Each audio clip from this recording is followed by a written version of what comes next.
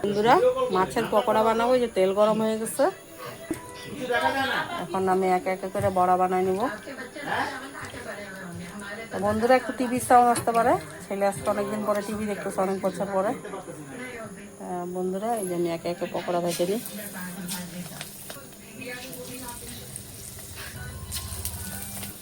বন্ধুরা অল্প অল্প ভাজা নিব। এখন 10:30 বাজে রাত্রির, বাজতেছে 8টার সময় মাইখা রাখছিলাম।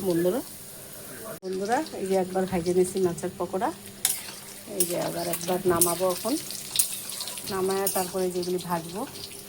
বন্ধুরা কারি পাতাটা ভাজা হইলে পেঁয়াজটা ভাজবো। এই যে পেঁয়াজ ভাজা হয়ে গেছে, কারি পাতা ভাজা হয়ে গেছে।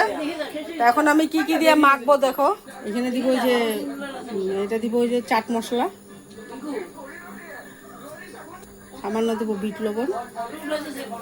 বন্ধুরা দিব লেবুর রস।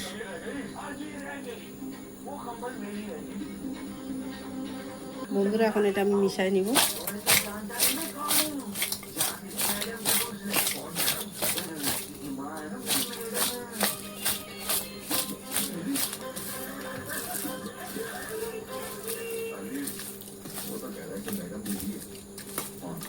বন্ধুরা মিলাই নিলাম।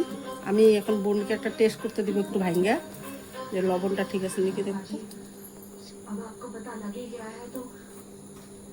লবণ ঠিক আছে। বন্ধুরা মাছের পকোড়া হয়ে গেল, এই যে কারি পাতাগুলি দিয়ে দেখলে নি।